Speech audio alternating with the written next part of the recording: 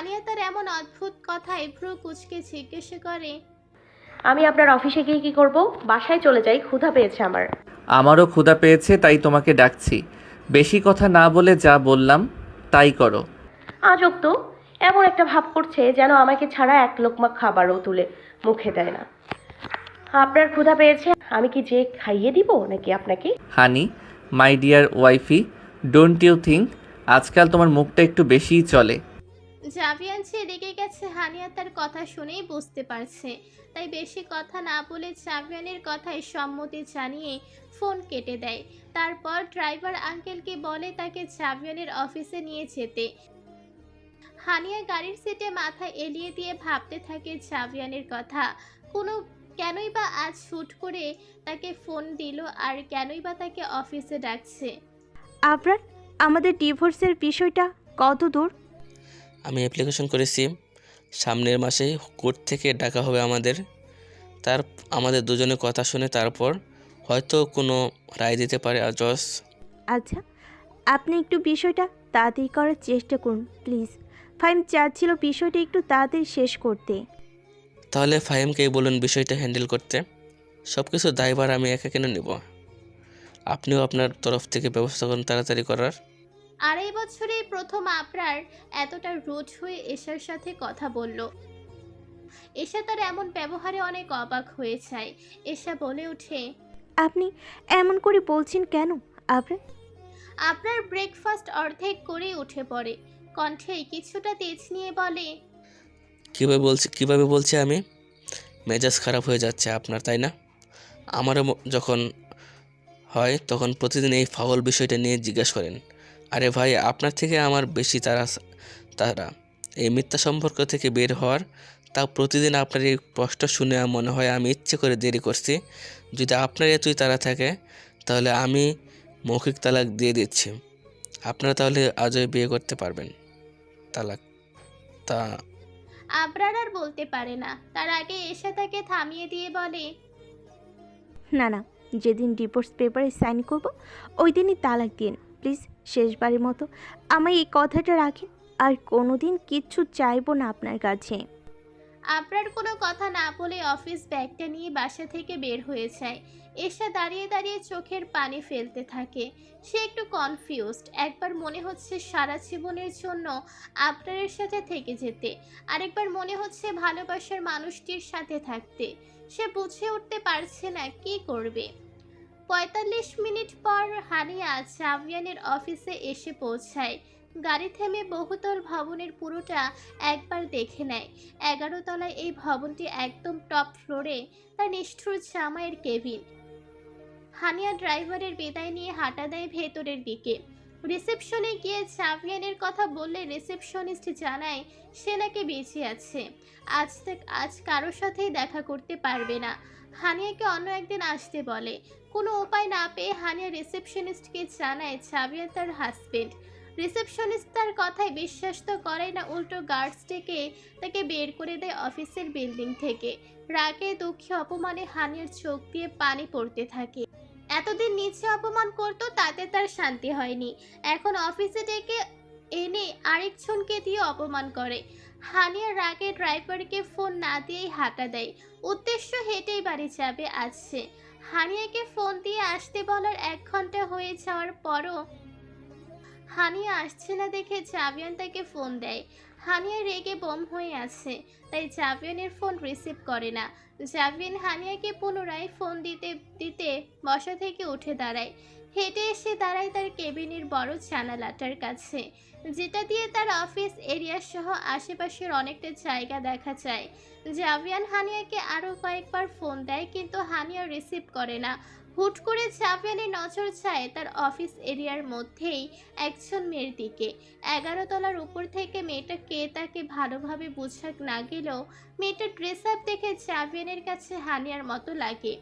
জাভিয়ান sure হওয়ার জন্য আবার কল লাগায়। তখন মেয়েটা ব্যাগ থেকে ফোন বের করে কলটা কেটে ফোনটা রাস্তায় আছাড় মারে। তারপর সেখানেই ধপ করে বসে পড়ে। জাভিয়ান এবার 100% শিওর হয় ওই মেয়েটাই তার অপ্রিয় বধূয়া। কিন্তু মেয়েটার উপরে না এসে চলে বা যাচ্ছে কেন, আর এত রেগেই বা আছে কেন? জাভিয়ান তার ভাবনা চিন্তা বাদ দিয়ে ছুট লাগায় তার বউয়ের কাছে। তাকে এমন হন্তদন্ত হয়ে বের হতে দেখে তার বিয়ে রাসেলও ছুট লাগায় তার পেছনে পেছনে। জাভিয়ান অফিস বিল্ডিং থেকে বের হয়ে একটু দূরেই মেয়েটাকে দেখতে পায়। মেয়েটার একটু কাছে গেলে পুরোপুরি শিওর হয় এটাই তার বউ। জাভিয়ান ফোনটা নিচে থেকে তুলে রাসেলের হাতে দেয়, তারপর নিঃশব্দে হানিয়ার পাশে বসে তার মাথায় হাত রাখে। হানিয়া অন্যদিকে তাকিয়েছিল।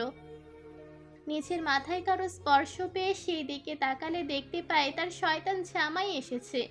জাভিয়ানকে দেখে তার ভেতরে পিনপিন করে চলতে থাকা রাগটা দাউ দাউ করে চলে ওঠে।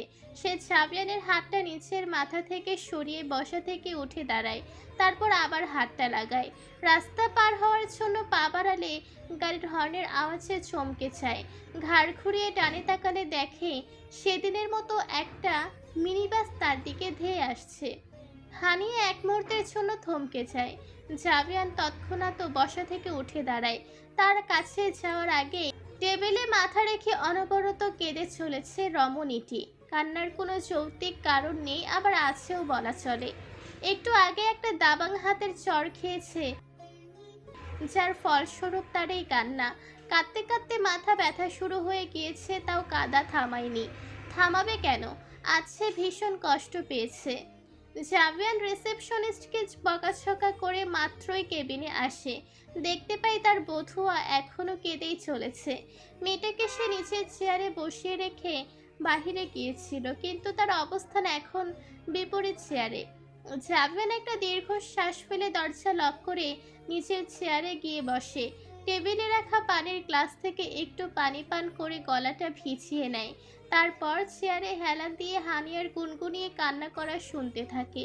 ক্রমেই তার মেজাজ খারাপ হতে থাকে। চোখটা বন্ধ করে মিনিট 20 আগের কথা ভাবতে থাকে। 20 মিনিট আগে মিনি বাসটা যেই না হানিয়াকে হিট করে যাবে, তার আগে রাসেল তার হাত ধরে টেনে পিছনের দিকে নিয়ে আসে, আর মিনি বাসটা একদম তাদের সামনে দিয়ে ক্রস করে চলে যায়। জাভিয়ান যেহেতু বসা ছিল, তাই সে দাঁড়িয়ে হানিয়ার কাছে যাওয়ার আগেই রাসেল গিয়ে হানিয়াকে টান দিয়ে সরিয়ে দেয়।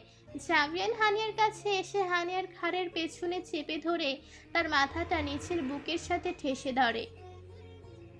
হানিয়ার মাথা গিয়ে ঠাঁই পায় জাভিয়ানের বুকের বাঁ পাশে। হানিয়া সেখানে কান লাগালে শুনতে পায় জাভিয়ানের ঘোড়ার ন্যায় দৌড়াতে থাকা হৃদস্পন্দন। এত জোরে বিট করেছে জাভিয়ানের হার্ট যেন বুক ছেড়ে বের হয়ে আসবে। 1 মিনিটের মতো সেখানে ঠাঁই হয় হানিয়ার।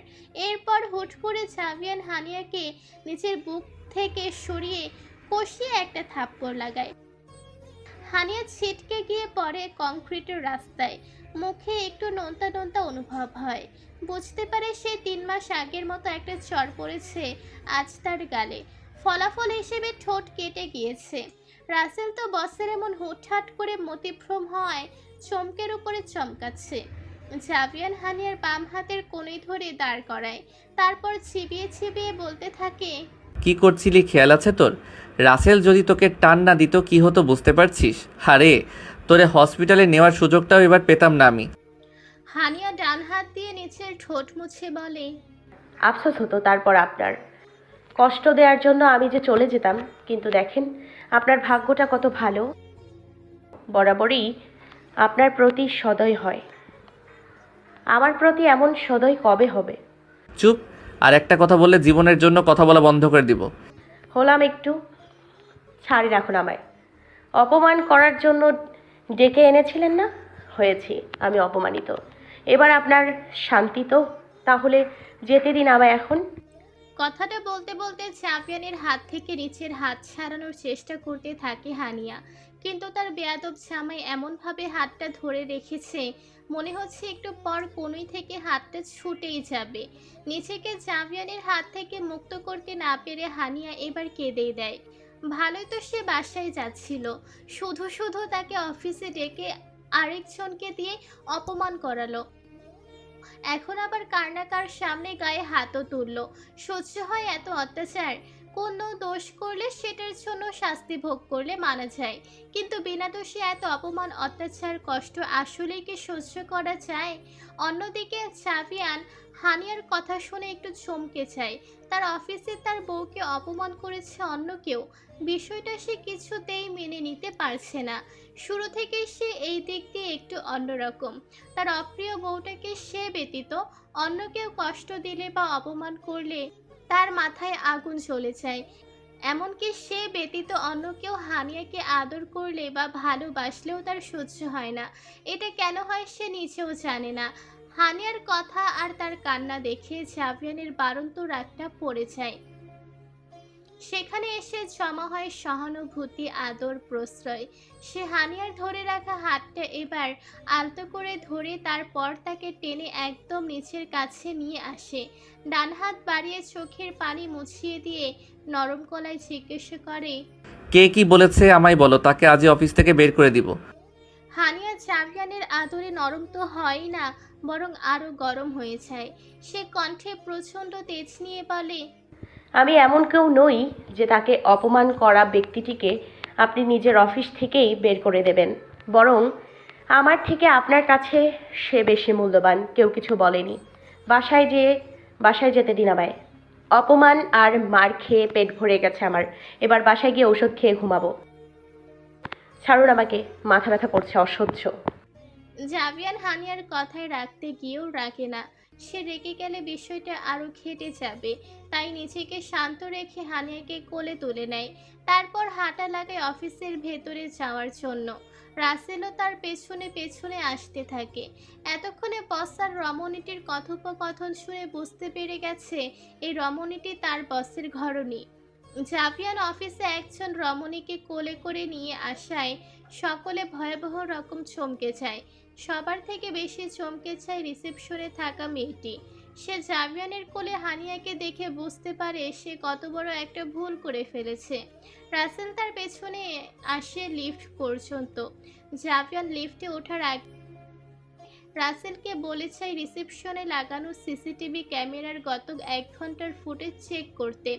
রাসেল তার কাছে লেগে পড়ে আর জাভিয়ান চলে আসে তার কেবিনে। কেবিনে এসে জাভিয়ান হানিয়াকে তার চেয়ারে বসিয়ে দিয়ে নিচে আবার কেবিনের বাহিরে চলে আসে। তার অপ্রিয় বউটাকে সে অপমান করেছে, তাকে শাস্তি না দেওয়া পর্যন্ত সে শান্তি পাচ্ছে না। কন্ট্রোল রুমে এসে গত 1 ঘন্টায় সিসিটিভি ফুটেজ চেক করে বিষয়টা জাভিয়ান বুঝতে পারে।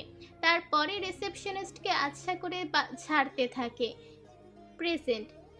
জাভিয়ান টেবিলে তো হাত দিয়ে বাড়ি দিয়ে বলে, ফর গড সেক, এবার তোমার ভাঙা রেডিও থামাও, হয়েছে তো। হানিয়া টেবিলের ওপর থেকে মাথা তুলে জাভিয়ানের দিকে তাকায়।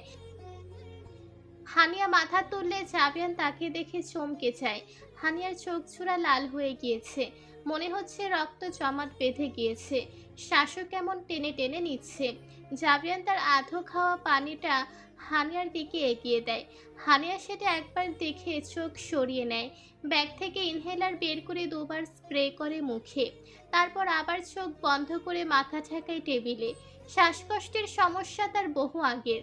ইনহেলার ব্যবহার করে 2 বছর ধরে। জাভিয়ান তাকে সময় দেয় স্বাভাবিক হতে। 10 মিনিট পর হানিয়া নিচে থেকে মাথায় ওঠায়। স্বাভাবিক কণ্ঠে বলে, বাসায় যেতে পারি এখন? না, কারণটা কি? আমার লাঞ্চ করা বাকি, সাথে তোমারও।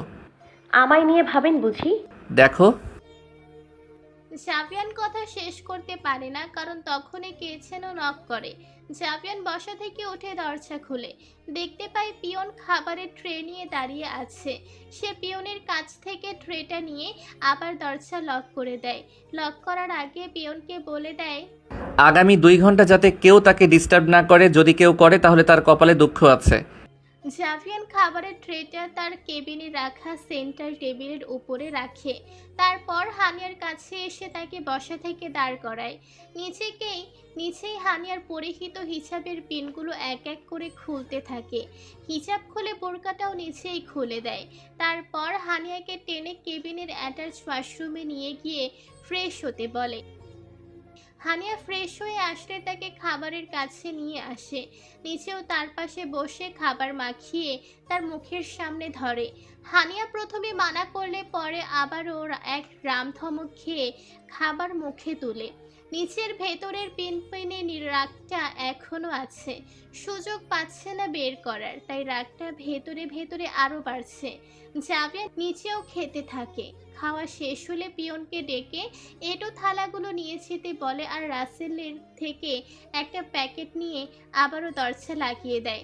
হানিয়া চোরা চোখে একবার সেই প্যাকেটের দিকে তাকায়, দেখতে পায় জাভিয়ান সেই প্যাকেটের ভেতর থেকে তার ঔষধগুলো বের করছে। সবটাই হানিয়া নীরবে দেখে, মুখ বুজে সহ্য করে। সময় একদিন তারও আসবে। জাভিয়ান হানিয়াকে ঔষধ খাইয়ে দেয়। সব কাজ শেষ করে হুট করে হানিয়াকে টেনে নিচের বুকের উপর ফেলে। হানিয়া সেখান থেকে সরে আসতে চাইলে জাভিয়া নিচের বল না বুদ্ধি প্রয়োগ করে। সে হানিয়ার ঘাড়ের পেছনে চেপে ধরে মাথাটা হালকা উঁচু করে তারপর হানিয়ার খয়েরি রঙের ঠোঁট ছুঁয়ে আদর দিতে থাকে নিচের পুরুষালী ঠোঁট দ্বারা। হানিয়া পিনপিনে রাগটা এবার জোয়ালমুখী হয়ে বের হয়ে আসতে চায়। হাত চালিয়ে জাভিয়ানকে সরিয়ে দিতে চাইলে জাভিয়ান তার হাত দুটো নিচের এক হাত দ্বারা চেপে ধরে। হানিয়া এবার উপায় না পেয়ে এবার নিচের দাঁত চালায়, শরীরের সব শক্তি দিয়ে জাভিয়ানের ঠোঁট কামড়ে ধরে। সেকেন্ডের ব্যবধানে ঠোঁট কেটে রক্ত বের হতে থাকে। হানিয়া তার টের পেয়েও ছাড়ে না। সে মনে মনে বলছে, আমাকে তখন বিনা দোষে মেরে রক্তপাত করেছিলেন না, এবার আমিও করব শোধবোধ। জাভিয়ান তার ঠোঁটের পীড়া সইতে না পেরে হানিয়ার ঠোঁট থেকে নিচের ঠোঁট সরিয়ে আনে। হানিয়ার ঘাড়ের পেছনে রাখা হাতটা নিচের ঠোঁট ছুঁয়ে দিয়ে সে হাতটার সামনে এনে দেখে রক্তিম লাল পদার্থ। চোখ তুলে হানিয়ার দিকে তাকালে হানিয়া ডোন্ট কেয়ার ভাব নিয়ে বলে, শোধবোধ। এত তাড়াতাড়ি না বধুয়া, নাও ইটস মাই টার্ন। কথাটা বলেই হানিয়াকে নিচের কোল থেকে নামিয়ে আলতো ধাক্কা দিয়ে সোফায় শুয়ে দেয়। তারপর নিচের অর্ধেক ভার হানিয়ার উপর নিয়ে আধশোয়া হয়ে ঘাড় থেকে একটু জামা সরিয়ে সচরে কামড়ে ধরে উন্মুক্ত সেই জায়গায়। হানিয়া সইতে না পেরে জাভিয়ানের চুল খামছে ধরে। আদিয়াতকে আজকাল প্রায় অন্যমনস্ক দেখা যায়। নিচের কাজের প্রতি অনুগত আদিয়াত আজকাল একটু বেশিই ভুল করছে। বাসার লোক থেকে শুরু করে অফিসের কলিগ সকলে তার এমন পরিবর্তনে অবাক। এই যেমন এখন সে স্টুডেন্টদের মান্থলি টেস্টের খাতা দেখছে, তাও আবার খাতা বা কলম কোনোটাই না খুলে, উপরন্তু খাতার দিকে তাকিয়ে মিটিমিটিয়ে হাসছে। নজর কাড়া সেই হাসিতে মহিলা কালিগসদের ঘায়েল করলেও পুরুষ কলিগরা বিষয়টা একটু ভিন্ন নজরে দেখছেন। তারা সকলেই স্বীকার করেন আদিয়াত তাদের কলেজের সবচেয়ে ইয়াং ব্যাচেলার আর হ্যান্ডসাম স্যার। বিয়ের বয়স প্রায় পেরিয়ে যাচ্ছে, কিন্তু আদিয়াত এখনো বিয়ের পিঁড়িতে বসতে নারাজ। কেন নারাজ একমাত্র সেই জানে। একজন সিনিয়র কলিগ মিস্টার আবেদিন এসে আদিয়াতের ডেস্কে নিচের সামনে কারো উপস্থিত টের পেয়ে আদিয়াত চোখ তুলে তার দিকে তাকায়। দেখতে পায় হাস্যোজ্জ্বল আবেদিন সাহেবকে। আদিয়াত নিচেও হাসি মুখে তাকে জিজ্ঞাসা করে, কিছু বলবেন আবদিন স্যার? বলতে তো চাই অনেক কিছুই, কিন্তু জায়গাটা সঠিক মনে হচ্ছে না। ক্যান্টিনে যাবেন নাকি? আদিয়াত তার কথায় একটু চমকেই যায়। হুট করে ক্যান্টিনে যাওয়ার অফারে একটু চমকায়। তাও আবেদিন সাহেবের কথাগুলো শোনার আগ্রহ দমাতে না পেরে অজ্ঞাত সম্মতি জানায় তার অফারে। দুজনে চলেছে ক্যান্টিনে নিজেদের কিছু সিক্রেট কথোপকথন করতে। আদিয়াত আর আবেদিন স্যার দুটো চা নিয়ে বসেন গল্প করতে। আদিয়াতে প্রথমে জিজ্ঞাসা করে, কি যেন বলতে চেয়েছিলেন আবদিন স্যার? ওহ, ভুলেই গিয়েছিলাম। আচ্ছা শুনুন। আদিয়াত অনেক মনোযোগ দেয় আবেদিন স্যারের কথা শুনতে। আপনি আমাদের কলেজে আছেন প্রায় 1.5 বছর বেশি হবে। এতদিন ধরে আপনার সাথে কাজ করছি, কখনো আপনার নামে তেমন কোনো কানাঘুষি শোনেনি। সত্যি বলবো, আমাদের কলেজের সবচেয়ে হ্যান্ডসাম কম বয়সী ব্যাচেলার স্যার হওয়া আমাদের মহিলা কলেজ থেকে শুরু করে মেয়ে স্টুডেন্টরা অনেক বেশি পছন্দ করে আপনার। তাদের ভাষায় দেয়ার ক্রাশ অন ইউ আদিয়াত স্যার। কথাটা বলে আবেদিন স্যার একটু জোরে হেসে দেয়। আদিয়াত নিচের কলিগের কাছ থেকে এমন প্রশংসার পাওয়ায় যেমন লজ্জা পেয়েছে তেমন হকচকিয়ে গিয়েছে। কথা সে নিচেও জানে কিন্তু মানতে চায় না তার মন। আদিয়াত একটু লজ্জা পেয়ে ঘাড়ে পেছনে চুলকে বলে, কিছু বলেন স্যার? কিছুই না। আবেদিন স্যার হাসতে হাসতে বলেন, যা বলছি সত্যি বলছি স্যার, কথাটা কিন্তু আপনিও জানেন। কিন্তু ইদানিং আপনাকে নিয়ে যে টিচার্স রুমে ফিসফিসানি হয় সে খবর কি আপনি জানেন? আবেদিন স্যারের কথা শুনে আদিয়াত অবাক হয়ে যায়। সেই বিষয়ে বেখবর। সে মুখটা গম্ভীর করে বলে, কেমন ফিসফিসানি হয় তা বললে আমার জন্য সুবিধা হতো। টিচার্সদের মধ্যে বেশিরভাগ টিচার ধারণা করছেন আপনি নাকি প্রেমে পড়ছেন। যেহেতু আমাদের মহিলা কলিগরা সকলে বিবাহিত, তাই তাদের কারো প্রেমে পড়ার প্রশ্নই আসে না। তাহলে আর প্রেমে পড়ার জন্য বাকি থাকে ফিমেল স্টুডেন্টরা। আপনি নাকি কলেজের কোন ছাত্রীর প্রেমে পড়ছেন? এই হলো ফিসফাসিনের বিষয়। আবেদিন স্যারের কথা শুনে আদিয়াত নিচেই ভাবনায় পড়ে যায়। মন তো তারও বলছে আদিয়াত তার এত বছরের রেকর্ড ভেঙে কোন রমণীর প্রেমে পড়েছে, কিন্তু মস্তিষ্ক তা মানতে নারাজ। ছাত্রীর সাথে প্রেম, বিষয়টা নিচের কাছে জঘন্য লাগে আদিয়াতের। কিন্তু সেই জঘন্যজনক কাজটা নাকি আদিয়াত নিচেই করেছে। হায়রে মন! আদিয়াত নিচের মনে মনেই সে এসব ভাবছিল। তখন আবেদিন স্যার তাকে ডেকে ওঠেন। কোথায় হারিয়ে গেলেন আজিজ স্যার? না না, কোথাও হারিয়ে যায়নি। আমি আপনার বিষয়টা নিয়ে ভাবছিলাম। আমার মধ্যে কি এমন পরিবর্তন এলো যার কারণে আমার কলিগরা এমনটা ভাবছে, সেটাই মনে করার চেষ্টা করছিলাম। আবেদিন লোকটা ভীষণই হাসি খুশি একজন মানুষ। কথায় কথায় তার মুখ দিয়ে হাসি বের হয়। সে চমৎকার একটা হাসি দিয়ে বলেন, অনেক পরিবর্তন এসেছে। এই যেমন ধরুন, আজ স্টুডেন্টের মান্থলি টেস্টে খাতা দেখতে বসলে অথচ না খুলছিলেন খাতা আর না কলম, বরং খাতার দিকে তাকিয়ে মিটমিটিয়ে হাসছিলেন। এই হাসার নিশ্চয়ই কোনো কারণ আছে। আদিয়াত আবেদিন স্যারের কথা শুনে থতমত খেয়ে যায়। সে এমন কাজ করেছিল? হায় আল্লাহ! না, তাকে নিচের কাজের প্রতি অনুগত থাকতে হবে। আদিয়াত হালকা হেসে বলে, আপনারা যা ভাবছেন তেমন কিছু নয় স্যার। যাই হোক, আপনাকে অনেক অনেক ধন্যবাদ আমার ভুল ধরিয়ে দেওয়ার জন্য। আমি অনেক কৃতজ্ঞ আপনার প্রতি। আপনি আমায় ভবিষ্যতের একটা বড় কন্ট্রোভার্সি থেকে বাঁচালেন। তা স্যার, শুকনো ধন্যবাদে তো কাজ হবে না। আপনি ম্যাথের টিচার, সব কিছুই পাই টু পাই হিসাব রাখে। আপনি কিন্তু আমার কাছে ঋণী হয়ে গেলে আর আমি আপনাকে ঋণী করে রাখতে চাই না। আদিয়াত একটু জোরে হেসে দিয়ে বলে, তাহলে বলুন, কি করলে আমার ঋণ পরিশোধ হবে? ইম এই চায়ের বিলটা দিয়েই না হয় ঋণটা পরিশোধ করলেন, পরে এবার আমি না হয় দেব বিলটা। অবশ্যই। কথাটা বলতে বলতে তাদের চা ততক্ষণে শেষ হয়ে গিয়েছিল। আদিয়া তার আবেদিন স্যার বসা থেকে ওঠে। তারপর চায়ের বিল দিয়ে চলে যায় নিচেদের ক্লাস নিতে। জাভিয়ান মিটিং শেষ করে এসে নিচের কেবিনে প্রবেশ করলে কেবিনটাকে অন্ধকার অবস্থায় পায়। বুঝতে বাকি থাকে না হানিয়া এখনো ঘুম থেকে ওঠেনি। সে পকেট থেকে ফোন বের করে ফোনের ফ্ল্যাশ চালিয়ে তারপর সুইচ বোর্ডের কাছে যায়। সবগুলো লাইট না চালিয়ে শুধু তার ডেস্কের উপরের লাইটগুলো চালায়। সেই লাইটের আলোতেই অন্ধকার রুমটার অর্ধেকটা আলোকিত হয়ে যায়। জাবিয়ান তার ডেস্কের ওপর রাখা ফাইল আর ল্যাপটপ গুছিয়ে অফিস ব্যাগে ভরে নেয়।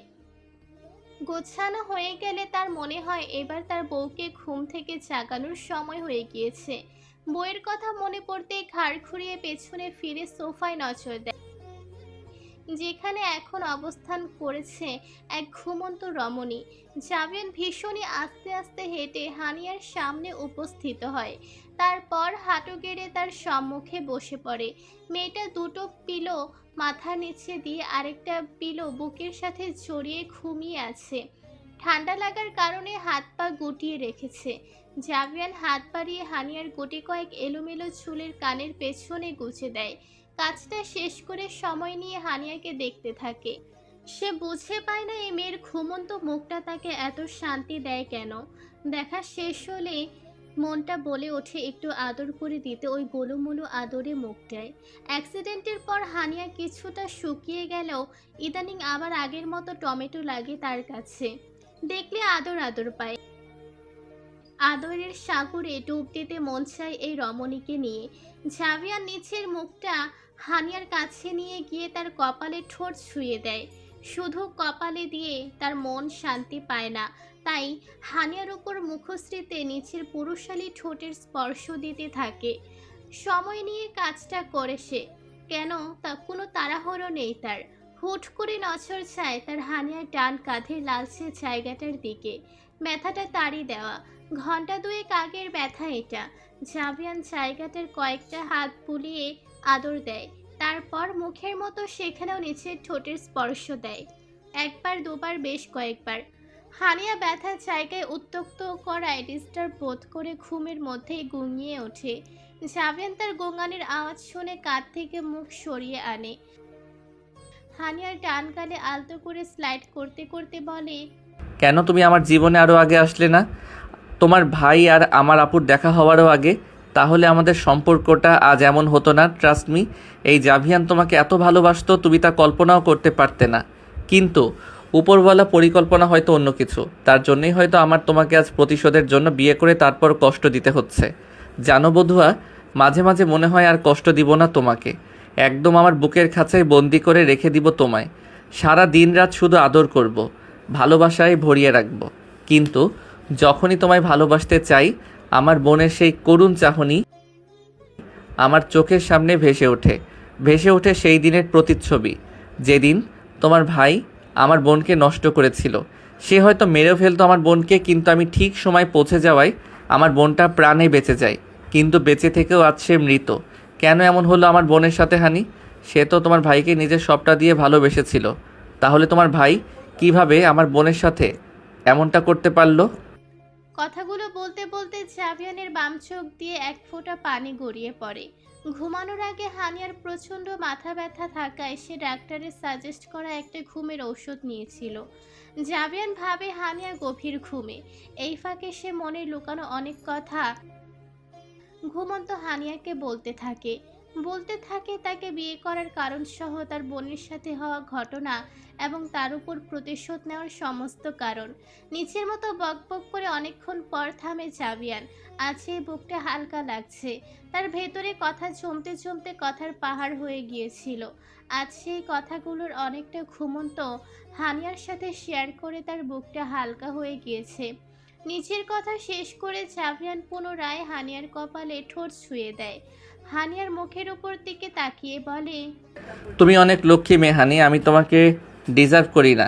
আমার বোনটা সুস্থ হোক, তোমার ভাইকে আমার মতো কাঁদিয়ে তারপর তোমায় মুক্ত করে দিব। তুমি তোমার যোগ্য একজনকে বেছে নিয়ে তার সাথে সুখের সংসার করো। আমিও না হয় অন্য কারোর সাথে সুখের ঘর করার চেষ্টা করব। মাঝে আরও একটি দিন চলে যায়। কাল সকালে জাভিয়ান ঢাকার বাহিরে যাবে। সময়টা এখন রাত ৩টে। জাভিয়ান বর্তমানে অবস্থান করছে স্পর্শ রুমে। বোন তার একটু আগেই ঘুমিয়েছে। স্পর্শকে আজ জাভিয়ানের কাছে অনেকটাই শান্ত লেগেছে। আগের মতো অ্যাগ্রেসিভ আচরণ করেনি আজ তার সাথে।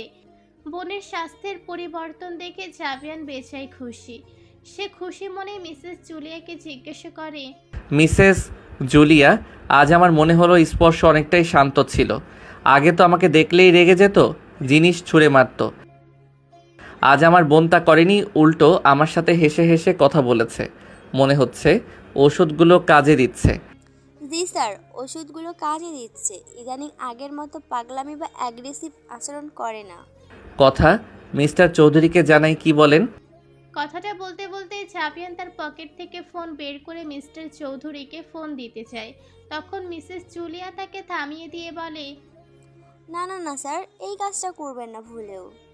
মিসেস জুলিয়ার কথায় জাভিয়ান অবাক হয়। মিসেস জুলিয়াও কাজটা করায় থতমত খেয়ে যায়। সে আমতা আমতা করে বলে, আমরা তাকে এখনই কিছু বলবো না, কয়েকদিন যাক, ম্যামের স্বাস্থ্যের আরেকটু উন্নতি হোক, তারপর বলি।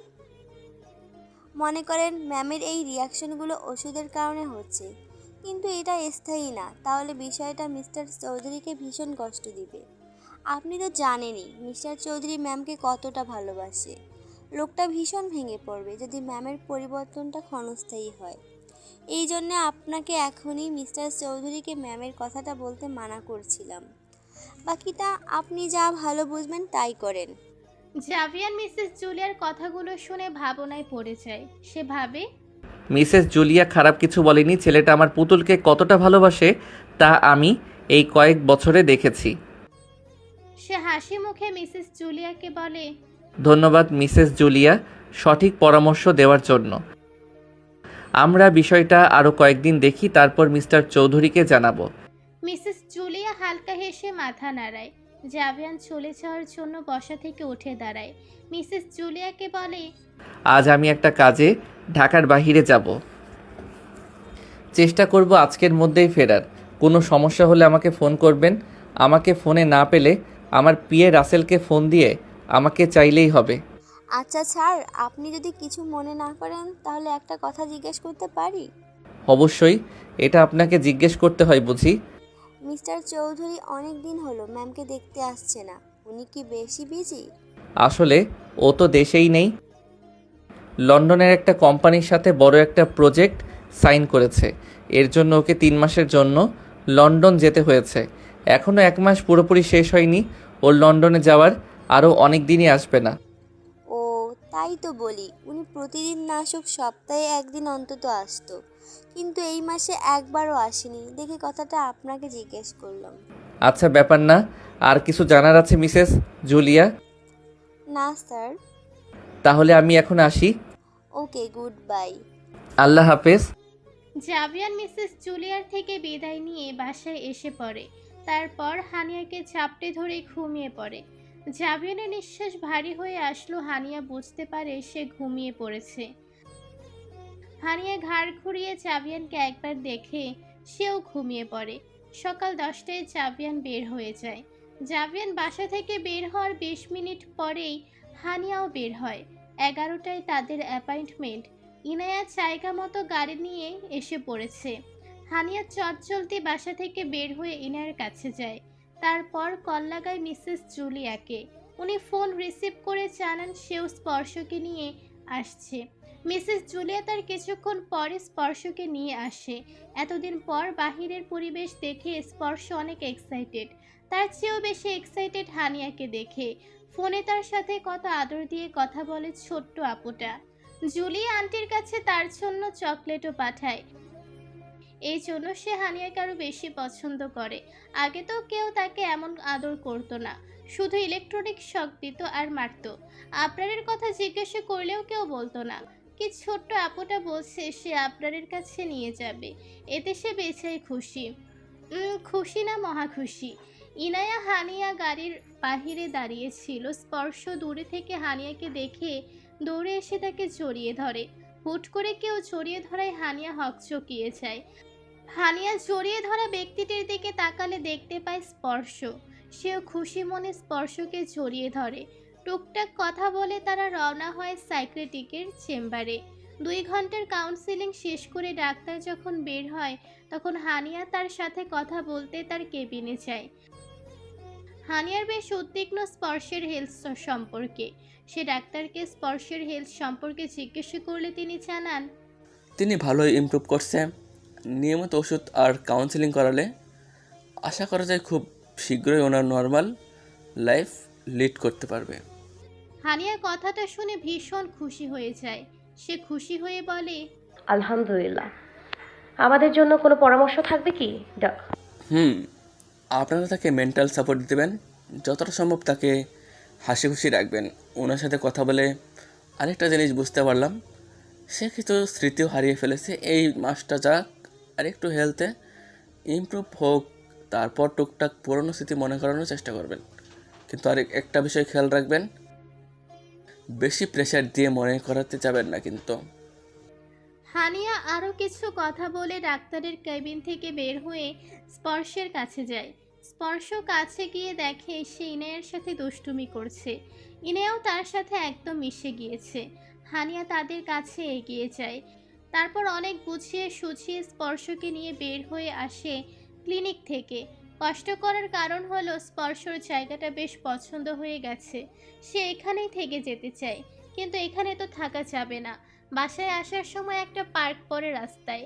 স্পর্শ গাড়িতে বসে সে পার্কে কিছু বেলুন আর হাওয়াই মিঠাইওয়ালাকে দেখে বায়না ধরে তাকেও সে সব জিনিস কিনে দিতে হবে।